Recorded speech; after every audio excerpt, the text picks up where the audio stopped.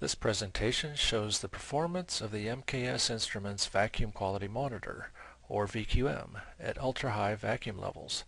The VQM is made at the Granville Phillips Product Center in Longmont, Colorado.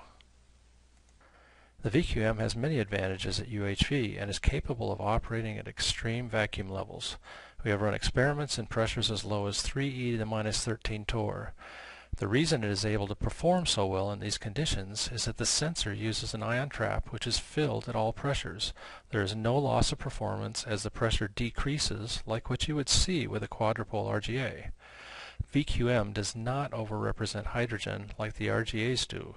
It has a low carbon monoxide and carbon dioxide outgassing and no oxygen outgassing. The dynamic range of the system is up to 4 decades and is also capable of catching fast transients since the VQM can perform a 1 to 135 AMU scan in 85 milliseconds. Here's the UHV system we set up to run our experiments. It has a stainless steel UHV chamber with multiple ports and uses a CTI cryopump. There are 2 gas analyzers, the SRS RGA 200 with an electron multiplier and the 830 VQM with a filament assembly that was vacuum fired for cleanliness. The Granville Phillips UHV 370 stable ion gauge is used to determine the pressure of the chamber. The system was baked out at 200 degrees C for 1 week, and the pressure achieved was approximately 2.9 e to the minus 11 torr. First we'll look at the results from the SRS Quadrupole RGA. The electron multiplier was required to get enough sensitivities to see any gases other than hydrogen. It was set up to do a 270-second scan from 1 to 135 AMU. The total pressure in the chamber was 2.9 e to the minus 11 torr. You can see hydrogen, water, carbon monoxide, oxygen, and carbon dioxide. The first thing to notice is that the partial pressure of hydrogen is incorrect. It measures as 8 e to the minus 10 torr, which is impossible because the total pressure is 2.9 e to the minus 11 torr. This is mainly caused by zero blast, which occurs with quadrupole RGAs because the poles do not filter correctly at the lower masses.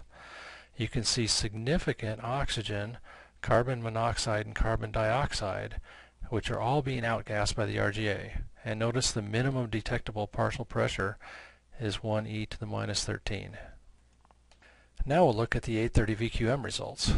This was also set up with a 270-second 1 to 135 AMU scan. Unlike RGAs, the 1 to 135 AMU scan always takes 85 milliseconds, so we averaged 3,200 scans together to improve the dynamic range, giving us the same response time as the RGA. First, notice that hydrogen is not overestimated. It is reported as 1.46 e to the minus 11. Also notice that there is no oxygen because VQM does not outgas oxygen. We do see water, CO, and CO2 around 2e to the minus 12 torr versus 3e to the minus 11 for the RGA. Since we're looking at a log scale to determine the dynamic range, you can look at the minimum peaks detected and how far below the maximum peak they appear.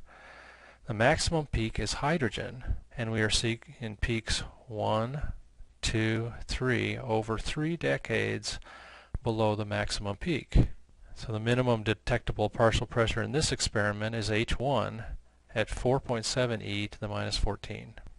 Switching the display to a linear scale shows how little outgassing there really is in the VQM, both for CO, CO2, and the hydrocarbons.